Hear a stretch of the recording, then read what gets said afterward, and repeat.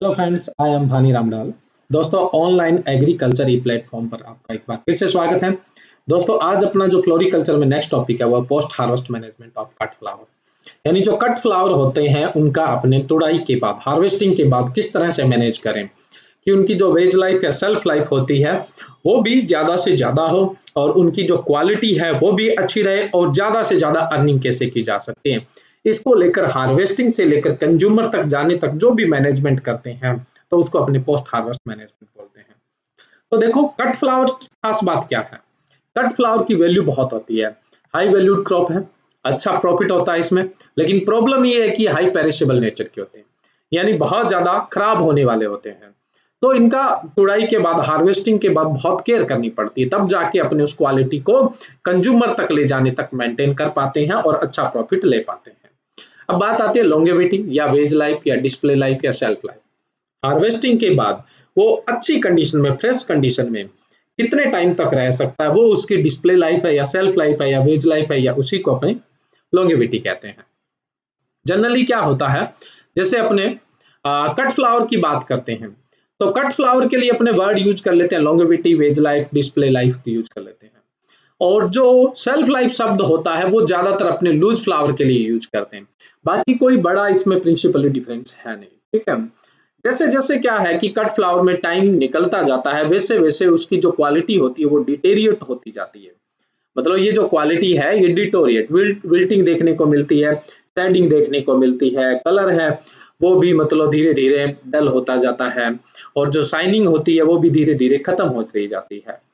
अब देखो, ideal cut flower क्या होगा। आइडियल कट फ्लावर वो होगा उसका कलर प्रॉपर है, उसकी जो फ्रेगनेंस है वो प्रॉपर है, और अपीयरेंस है वो भी प्रॉपर है, अकॉर्डिंग टू वेराइटी रहे। तो ये जो फ्लावर्स होगा वो आइडियल होगा।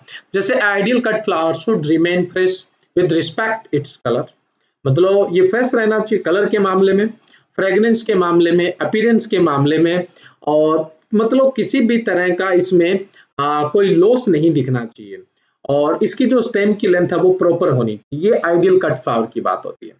अब अपने एक छोटे सिंपल से डेटा की बात करें, पोस्ट हार्वेस्ट लॉसेस फ्लावर्स में कितना देखने को मिलता है, यानी तुड़ाई के बाद कितना नुकसान देखने को मिलता है।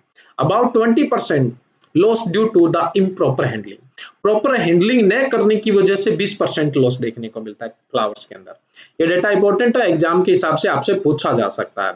इम्प्रॉपर हैंडलिंग की वजह से लॉस कितना है, 20% है। उसके बाद अपने बात करें, इंडिया की बात कर रहा हूं, about 10% flowers are unmarketable and are not harvested. 10% flower ऐसे होते हैं जो मार्केटेबल नहीं होते, उनमें वो क्वालिटी नहीं होती, इंफीरियर होते हैं। टोटल कितना हो गया, 30%। उसके अलावा कुछ shrinkage loss during mark transportation के दौरान है, या फिर मतलब और भी जो मार्केटिंग के दौरान नुकसान हो जाता है। तो लगभग जो फ्लावर्स है इनमें कितने परसेंट लॉस देखने को मिलता है, 50%। बहुत बड़ा लॉस है ये डेटा पूछ लिया जाता है, इंडिया के अंदर ये कंडीशन है जनरली। अगर हम इस लॉस को मिनिमाइज कर दें तो देखो कितना बेनिफिट हो जाएगा अपने को। देखो, अब अपने एक क्वेश्चन आता है दिमाग में, how you will minimise the on going deterioration of cut flower after harvesting. Harvesting के बाद यानी कटाई के बाद आप इसका जो नुकसान हो रहा है उसको कैसे रख सकते हो। उसके अलावा how long A cut flower will sustain life, मतलब उसको अपने कितने लंबे समय तक रख सकते हैं। जितने लंबे समय तक रखोगे उतना ही आपकी उसके मार्केट में सेल करने की अपॉर्चुनिटी होगी और प्राइस नहीं गिरेगा। तो ये दो क्वेश्चन है यहाँ पे, और इन क्वेश्चन के आधार पर ही अपना पूरे का पूरा वीडियो है वो डिजाइन किया गया है। भी जो नुकसान हो रहा है उससे कैसे बचा सकते हो, तुड़ाई के बाद जो नुकसान है। दूसरा, आप उसको ज्यादा से ज्यादा मतलब क्या लंबे टाइम तक कैसे रख सकते हैं। देखो, नुकसान होने के मेन कारण है वो क्या है। देखो, जो रेस्पायरेशन रेट होती है, एक तो जो रेस्पायरेशन रेट होती है वो क्या करती है, फ्लावर को डिटोरिएट करती है। रेस्पायरेशन रेट कैसे डिटोरिएट करती है, रेस्पायरेशन होगा तो फूड लॉस होगा, जाहिर सी बात आपको पता हो। तो जो फूड होता है उससे एनर्जी कैसे प्रोड्यूस होती है, जब उसका ऑक्सीडेशन होता है। ऑक्सीडेशन किससे होता है, रेस्पायरेशन श्वसन से होता है। तो अब इसका फूड है वो ब्रेक होगा, टूटेगा, तो जाहिर सी बात है वो डिटेरिएट होगा, ठीक है। अब बात आती है कि रेस्पायरेशन को कैसे रिड्यूस किया जा सकता है। रेस्पायरेशन को अपने कैसे रिड्यूस किया जा सकता है। उसके अलावा एक चीज होती है इथिलीन प्रोडक्शन। जैसे इथिलीन प्रोडक्शन ज्यादा होता है वैसे वैसे जो फ्लावर है उसकी क्वालिटी गिरती जाती है, फूड लॉस होता जाता है। क्यों? क्योंकि जब इथिलीन प्रोडक्शन बढ़ेगा तो रेस्पायरेशन रेट बढ़ेगी, और रेस्पायरेशन रेट बढ़ेगी तो डिटोरिएशन होगा। अब देखो इथिलीन का क्या रोल रहता है। Ethylene is a low molecular weight, low molecular weight वाला कंपाउंड होता है। Two carbon compound in gaseous state are room temperature, synthesized by most of the higher plant and 3 to 5 ppb, मतलब part पर billion in air. मतलब ये generally 3 से 5 ppb है वो एयर के अंदर प्रोड्यूस होता है। ये क्या करता है, it lead to loss of water in cut flower, cut flower में वाटर का लॉस करता है, रेस्पायरेशन इंक्रीज करता है, और उससे क्या होता है, फूड लॉस होता है, वाटर अपटेक को घटाता है, और जो फ्रेश वेट होता है फ्लावर का उसको भी घटाता है। उसके अलावा जैसे कार्नेस में स्लीपीनेस, उसके अलावा सेटरिंग ऑफ फ्लावर इन स्नैपड्रैगन, जो स्नैपड्रैगन होता है उसमें सेटरिंग यानी जो पेटल्स होते हैं वो झड़ते हैं। सेलिंग ऑफ क्लेसुलेरिया, क्लेसुलेरिया जो होता है उसमें सेलिंग देखने को मिलती है। ड्राई सेपल इंजरी ऑर्किड में देखने को मिलती है। उसके अलावा येलो ऑफ फोलिएज, पोट मतलब जो फोलिएज होती है उसमें येलोइंग देखने को मिलती है, और मतलब जो पोट प्लांट होते हैं उनमें भी येलोइंग देखने को मिलती है। ये इथिलीन के इफेक्ट है। तो हम इथिलीन के प्रोडक्शन को कैसे घटा सकते हैं? पहला क्वेश्चन क्या था, रेस्पायरेशन की वजह से नुकसान हो रहा है, उसकी रेट को कैसे घटा सकते हैं? इथिलीन प्रोडक्शन की रेट को कैसे घटा सकते हैं? देखो इथिलीन के लिए जो सेंसिटिव प्लांट है जिन पर इथिलीन का ज्यादा प्रभाव पड़ता है, मोस्ट इंपॉर्टेंट है, क्वेश्चन पूछ लिया जाता है कि इथिलीन के सेंसिटिव जो फ्लावर्स है वो कौन से हैं। तो इसमें एलस्ट्रोमेरिया है, कार्नेशन है, फ्रेशिया है, लिलियम है और पिटूनिया, ये सेंसिटिव है। अब अपने बात करें फोलिएज की, तो कौन कौन सी जो फोलिएज है वो सेंसिटिव है, एंथूरियम है, जरबेरा है और एस्पेरेगस है, ये मतलब सेंसिटिव फोलिएज है। अब नेक्स्ट बात आती है सॉल्यूशन क्या होगा। देखो सबसे जो मेन सॉल्यूशन है वो एक तो है प्रॉपर टेम्परेचर मैनेजमेंट। अगर हम टेम्परेचर प्रॉपर मैनेज करेंगे, मतलब उसको सुटेबल टेम्परेचर पे रखेंगे, तो उसकी जो वेज लाइफ है वो इंक्रीज हो। दूसरा अपने उसको एडिक्वेट फूड देंगे।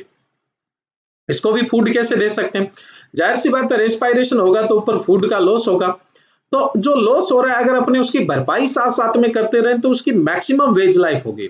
तो कहने का मतलब यहाँ पे एक तो प्रॉपर टेम्परेचर और ह्यूमिडिटी पे रखिए, रिलेटिव ह्यूमिडिटी जो होती है, और उसके अलावा उसको प्रॉपर फूड प्रोवाइड करवाते रहें तो उसकी वेज लाइफ मैक्सिमम होने के चांसेस है। उसके अलावा और भी सॉल्यूशन ये है कि जैसे मान लो कि जब इसको अपने रख रखा है तो इसमें कुछ इन्फेक्शन हो सकता है, फंगल हो सकता है, बैक्टीरियल हो सकता है। तो अगर हम कुछ मतलब ऐसे केमिकल यूज करें जो इस इन्फेक्शन से बचा ले तो भी क्या होगी, इसकी जो वेज लाइफ होगी वो मैक्सिमम होगी। देखो आ, अगर टेम्परेचर ज्यादा होता है, आपने एक रूल तो पढ़ा होगा, जैसे जैसे 10 डिग्री सेल्सियस टेम्परेचर बढ़ता है वैसे वैसे रेस्पायरेशन रेट डबल हो जाती है, मेटाबॉलिक एक्टिविटी सारी डबल हो जाती है। तो अब टेम्परेचर ज्यादा होगा तो रेस्पायरेशन रेट ज्यादा होगी, रेस्पायरेशन रेट ज्यादा होगा तो फूड है वो डिटोरिएट ज्यादा होगा, तो फ्लावर भी डिटोरिएट होगा। इसलिए टेम्परेचर कम रखोगे तो रेस्पायरेशन रेट कम होगी, टेम्परेचर कम रखोगे तो इथिलीन प्रोडक्शन रेट कम होगी, और टेम्परेचर कम रखोगे तो फूड डिटोरिएट नहीं होगा जिससे फ्लावर भी अपना डिटोरिएट नहीं होगा। देखो अब अपने बात करें to maintain the flower quality after harvesting, cool chain management दस एसेंशियल। तो कहने का मतलब हार्वेस्टिंग के बाद, हार्वेस्टिंग से लेकर कंज्यूमर तक जाने तक अगर हम कूल चेन मैनेजमेंट करते हैं, यानी उसको कम टेम्परेचर पे रखते हैं कंज्यूमर तक ले जाने तक, तो जाहिर सी बात है मैक्सिमम लाइफ मिलने के चांसेस रहेंगे। अब देखो depletion of food, cut stem flower are perishable due to one और more of the flowering region. देखो depletion of food, cut stem of the flowers are perishable due to one or more the flowering region। मतलब डिप्लीटेशन of जो food है उसके कई reason हो सकते हैं।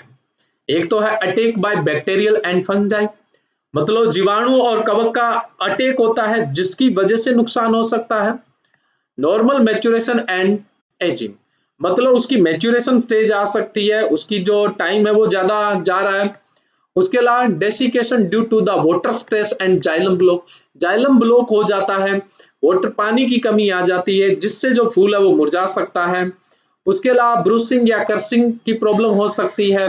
उसके अलावा फ्लक्चुइंग टेम्परेचर ड्यूरिंग स्टोरेज, स्टोरेज के दौरान टेम्परेचर ऊपर नीचे होता है, ट्रांसपोर्टेशन के दौरान टेम्परेचर ऊपर नीचे होता है। उसके अलावा कलर लॉस होता है, इथिलीन का एक्यूमुलेशन हो जाता है, उससे भी लॉस होता है। अगर हम पानी ले रहे हैं और उसकी क्वालिटी पुअर है तो भी उससे नुकसान होता है। और कल्चरल जो मैनेजमेंट, खड़ी फसल के दौरान आपने कोई मैनेजमेंट में कमी छोड़ दी है तो भी तो मतलब स्टोरेज के दौरान उसमें कुछ प्रॉब्लम्स देखने को मिलती है। तो देखो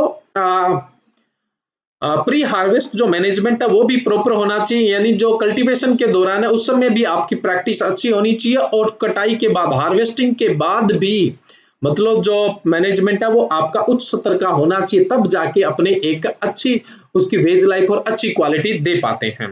अब देखो प्री हार्वेस्ट ऐसे कौन कौन से फैक्टर होते हैं, यानी खड़ी फसल के ऐसे कौन कौन से फैक्टर है जो फ्लावर की क्वालिटी को और उसकी वेज लाइफ को प्रभावित करते हैं, यानी कटाई के बाद के जीवन को प्रभावित करते हैं।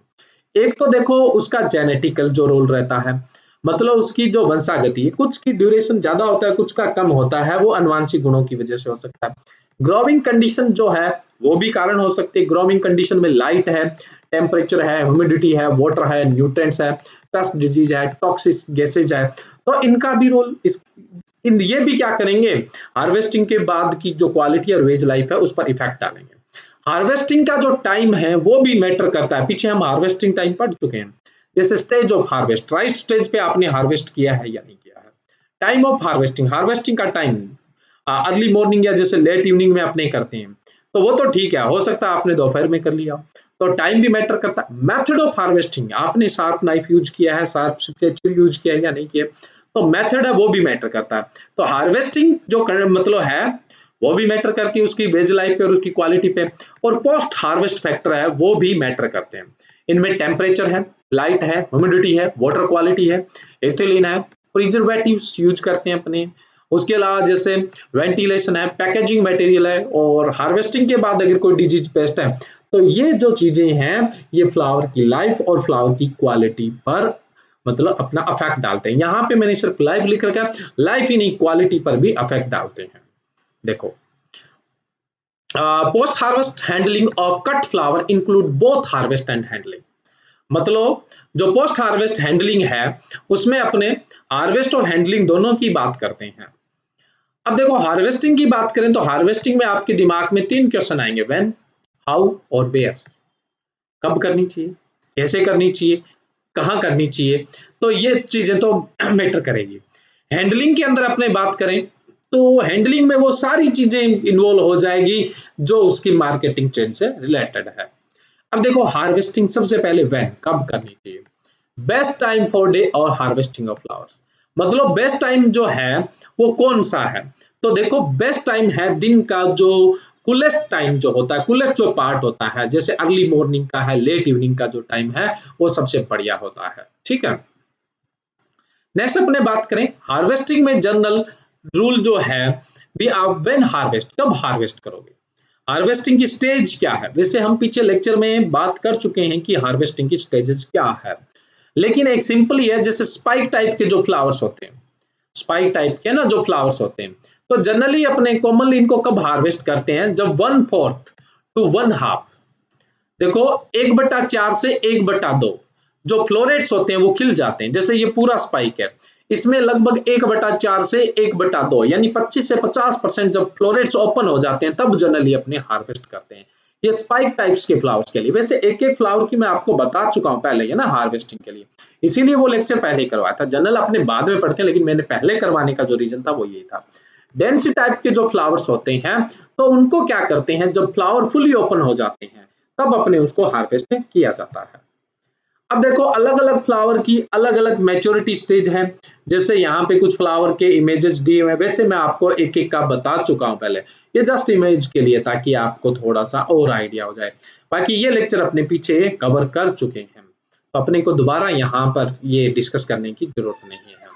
अब अपने बात करें, जैसे ये फ्लावर है, इसमें नुकसान कहाँ कहाँ से होता है, जैसे इसकी सरफेस से पानी है वो इवोपरेट हो जाता है, पानी है वो मतलब वेपराइज हो जाता है, वाष्प बन के उड़ जाता है। दूसरा क्या होता है, माइक्रो ऑर्गेनिज्म है वो इस पे इंफेक्शन डालते हैं।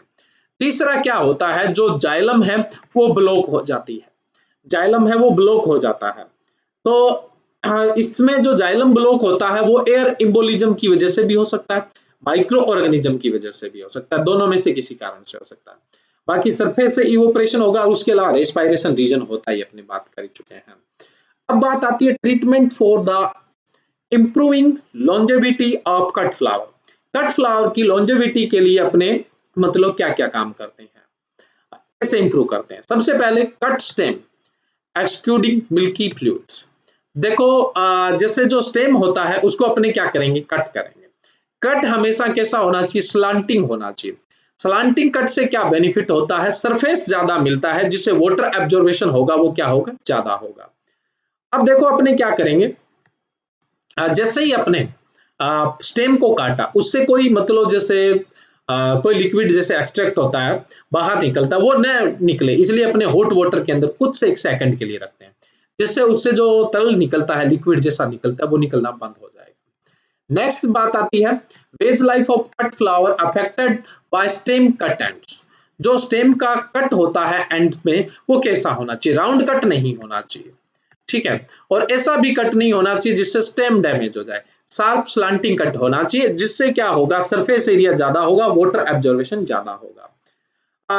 Recutting the stem in water prevents decline in water uptake. Recutting elements air form the conducting vessels which increase the rehydration rate. Next अपने बात करें प्री कूलिंग की। देखो प्री कूलिंग क्या होती है, just after harvesting. Just after harvesting अपने उससे जो हीट होती है, सेल्फ हीट होती है या फील्ड हीट होती है, उसको रिमूव कर देते हैं, तो उसको प्री कूलिंग बोलते हैं। फील्ड हॉट हीट क्या होती है, देखो ये प्लांट है और इसमें मान लो कि ये हमने इसका कोई पार्ट लिया, जैसे मान लो कि इस प्लांट का हमने फ्लावर ही लिया, हमने इस प्लांट का फ्लावर लिया, तो उस प्लांट का कुछ ना कुछ टेम्परेचर था, वो फील्ड में था, मान लो उसमें टेम्परेचर था 20 से 25 डिग्री सेल्सियस। अब ये इस पे बहुत बढ़िया रेस्पिरेशन कर रहा है, क्यों, क्योंकि तो रेस्पिरेशन तो करेगा, वो जिंदा है। लेकिन अब ये जो रेस्पिरेशन है, अब हमने इसको हार्वेस्ट कर लिया है, ये फूड को डिटोरिएट करेगा, नुकसान करेगा। अब क्यों ना इसकी जो हीट है, खुद के अंदर जो हीट है, जो फील्ड पे लगा हुआ था, उसकी वजह से जो हीट है उसको रिमूव कर दिया जाए। तो उसी को अपने प्री कूलिंग करते हैं, कहते हैं। और ये रिमूव कैसे करेंगे, बाय कूलिंग टेम्परेचर, मतलब जो लो टेम्परेचर है वो देकर अपने इसको रिमूव कर देंगे।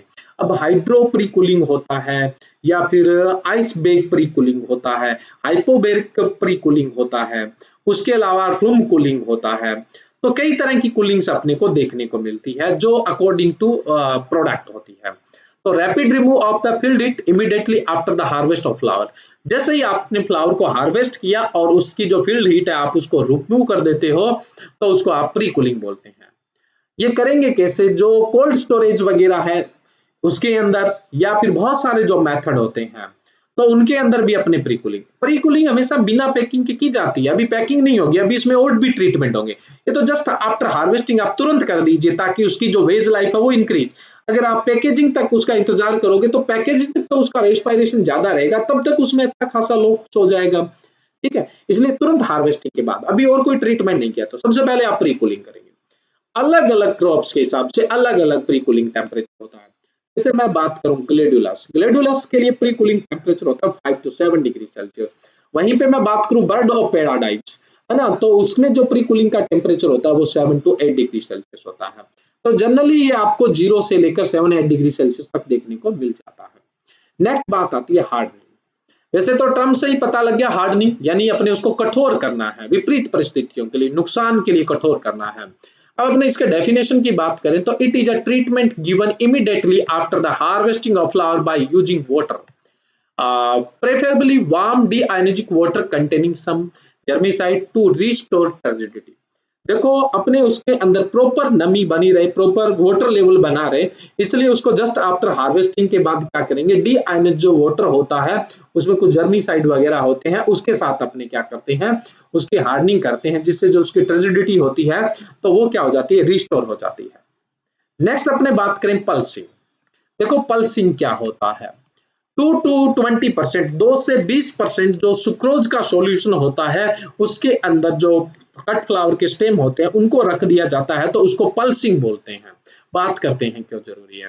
देखो, the absorption of chemical solution containing sugar and germicide through the lower cut base of flower stem is known as pulsing. हमने जैसे ये बिक्कर लिए, इस बिक्कर के अंदर हमने सुक्रोज सॉल्यूशन बनाया, कुछ इसके अंदर जर्मिसाइड डाले और इसके अंदर कट फ्लावर रख दिया। अब ये पानी अब्जॉर्ब होगा तो उसके साथ साथ सुक्रोज यानी फूड के रूप में जाएगा, कार्बोहाइड्रेट है ना सुक्रोज, तो वो फूड के रूप में जाएगा। साथ साथ में उसमें जर्मिसाइड भी चले जाएंगे, तो जिससे कोई भी जर्म है वो इसमें इंफेक्शन नहीं पैदा करेगा, जिससे उसकी जो वेज लाइफ है वो जनरली इंक्रीज हो जाएगी। नेक्स्ट अपने बात करें, sucrose replace the deplete indigenous CHO utilise during the post harvest life of flower. जैसे जैसे वो मतलब तोड़ने के बाद उसमें रेस्पिरेशन तो रहेगा, जिसकी वजह से उसमें जो फूड लॉस हो रहा है उसकी भरपाई किससे हो जाएगी, सुक्रोज से हो जाएगी। पल्सिंग को अपने लोडिंग भी बोल देते हैं। It consist of placing the lower portion of the cut flower stem in the solution containing the high percentage of sugar and germicides for a period of few hours to the 2 days। मतलब कुछ घंटों से लेकर 2 घंटे तक ये treatment किया जा सकता है। जनरली अपने 2 से 20% सुक्रोज का जो सॉल्यूशन है वो काम में लेते हैं, और जनरली 12 से 48 घंटे तक स्टेम को अंदर रखा जाता है, और लगभग उस समय टेम्परेचर 20 से 27 डिग्री सेल्सियस होना चाहिए, और रिलेटिव ह्यूमिडिटी है वो 80 to 100% होनी चाहिए, और जो लाइट है वो लगभग 2000 से 2500 लक्स की होनी चाहिए। एडवांटेज क्या है पल्सिंग के, प्रोलॉन्ग वेज लाइफ, मतलब उसकी वेज लाइफ इंक्रीज होती है। बड ओपनिंग को भी क्या करेगा, प्रमोट करेगा, शानदार बड ओपनिंग होगी, और कलर भी अच्छा बनाए रखेगा। तो ये पल्सिंग के बेनिफिट्स होते हैं। जैसे मान लें अपने रोज और क्राइसेंथेमम के लिए आप पल्सिंग कर रहे हैं तो 2 to 6% सुक्रोज का सॉल्यूशन लेंगे, वहीं पे कार्नेशन में कर रहे हैं तो 10% सुक्रोज का सॉल्यूशन लेगा। तो कहने का मतलब अकॉर्डिंग टू फ्लावर्स 2 to 20%, 2 से 20% तक अपने सुक्रोज का सॉल्यूशन लेते हैं। नेक्स्ट अपने बात करें यूज ऑफ स्टैंडर्ड होल्डिंग और वेज सॉल्यूशन। को अपने इधर उधर ट्रांसपोर्ट कर रहे हैं, उसको रख रहे हैं कुछ दिनों के लिए, तो अपने उसको होल्डिंग जो है मतलब होल्डिंग जो हो सॉल्यूशन होता है या वेज सॉल्यूशन होता है उसके अंदर रखा जाता है। तो अब ये होल्डिंग सॉल्यूशन कौन कौन से आते हैं, जैसे कार्बोहाइड्रेट में आ जाता है सुक्रोज और डेक्सट्रोज। जर्मिसाइड जो होते हैं 8HQS और 8HQC, आगे बात करेंगे अपने। ग्रोथ रेगुलेटर यूज करते हैं जिब्रेलिक एसिड और साइटोकाइनिन। इथिलीन इनहिबिटर के रूप में एमिनो ऑक्सेट एसिड और उसके अलावा सिल्वर थायोसल्फाइड। मिनरल साल्ट में अपने लेते हैं एल्युमिनियम सल्फेट और सिल्वर नाइट्रेट, और ऑर्गेनिक एसिड में सिट्रिक एसिड और बेंजोइक एसिड लेते हैं। ठीक है, तो ये कुछ होल्डिंग सॉल्यूशन या बेस सॉल्यूशन तैयार करने के कुछ कंटेंट्स हैं। अब देखो effect of the ethylene action the inhibitor on the senescence of the cut carnation flower. अब देखो जनरली इथिलीन है, इथिलीन की वजह से ये कार्नेशन के फ्लावर में नुकसान हो रहा है। हमने क्या किया यहाँ पे 1 MCP यूज किया या STS है ना, सिल्वर थायोसल्फाइड यूज किया, इसकी वजह से इनकी देखो फ्रेशनेस कितनी अच्छी पड़ी हुई है। तो ये जो प्रिजर्वेटिव है या जो होल्डिंग सॉल्यूशन है उनका ये बेनिफिट होता है, रात दिन का फर्क आप इस डायग्राम में देख सकते हैं। अब ये कौन कौन से हैं, देखो कंपाउंड नेम कौन से, germicide use for flower preservation, जो होल्डिंग सॉल्यूशन बनाते हैं उनके अंदर जो जर्मिसाइड यूज करते हैं वो कौन कौन से। 8 हाइड्रोक्सीक्विनिलिन सल्फेट जिसको 8HQC बोलते हैं, और इसकी जो रेंज काम में लेते हैं वो 200 से 600 ppm अकॉर्डिंग टू फ्लावर्स, यानी फ्लावर्स के हिसाब से लेते हैं। दूसरा है 8 हाइड्रोक्सीक्विलिन साइट्रेट जो है जिसको 8HQC बोला जाता है, और इसका कॉन्सेंट्रेशन भी 200 से 600 ppm लिया जाता है। नेक्स्ट है सिल्वर नाइट्रेट AgNO3 जिसको बोलते हैं, इसका उपयोग अपने 10 से 200 ppm करते हैं। एक है सिल्वर थायोसल्फाइड STS जिसको बोल देते हैं, इसका उपयोग अपने करते हैं 0.2 से 4 mm करते हैं। नेक्स्ट अपने थायोबेंजोइल की बात करें जिसको शॉर्ट में TBZ बोल दिया जाता है, इसका उपयोग अपने 5 से 300 ppm करते हैं। उसके अलावा क्वार्टेनरी अमोनियम साल्ट जिसको QAS बोलते हैं, इसका यूज हम 5 से 300 ppm ही करते हैं। स्लो रिलीज क्लोरीन है जिसको SRC बोलते हैं, इसका यूज हम 50 से 400 ppm तक करते हैं। और एल्युमिनियम जो सल्फेट है उसका उपयोग हम 200 से 300 ppm तक करते हैं। अब देखो मिनरल जो सॉल्यूशन है जो मतलब होल्डिंग सॉल्यूशन के रूप में काम में लेते हैं यानी लॉन्गेविटी इंक्रीज करने के लिए, तो सुक्रोज लेते हैं, शुगर सुक्रोज ही है, 8HQC citric acid, aluminium nitrate, ammonium sulphate, borax, calcium nitrate, उसके अलावा cobalt nitrate, zinc sulphate, nickel chloride, silver nitrate, silver thiosulphate, 1 methyl cyclopropene और उसके अलावा सोडियम हाइपोक्लोराइड और उसके अलावा थायोबेंडोजोल। तो ये कुछ अपने मिनरल्स वगैरह या कंपोनेंट्स काम में लेते हैं जो वेज लाइफ इंक्रीज करने के लिए। अब मार्केट में किस किस नाम से आपको मिलेंगे जो कमर्शियल प्रिजर्वेटिव जिनको ला के बस अपने सीधा प्रिजर्वेशन में काम में लेते हैं। तो ये क्रिस्टल के नाम में, एवरब्लूम के नाम से, floral life, flora life, oasis, petal life, rose life और 7 अप के नाम से मार्केट में कमर्शियल व्यावसायिक नाम से मिलते हैं। अब इंपॉर्टेंट कट फ्लावर की अगर बात करें, रोज, कार्नेशन, जरबेरा, एंथोरियम, क्राइसेंथेमम और ग्लैडुलस, तो इनके अंदर अपने कौन कौन सी पोस्ट हार्वेस्ट हैंडलिंग करते हैं। सबसे पहले रोज की, सबसे पहले स्टेज ऑफ हार्वेस्ट, रेड और पिंक कलर के जो फ्लावर्स हैं, 1 से 2 पेटल जैसे अनफल होते हैं, जैसे अपने कली का है उससे 1 से 2 पेटल खिलने लगते हैं, तब अपने हार्वेस्ट करते हैं। कट फ्लावर के लिए बात हो रही है।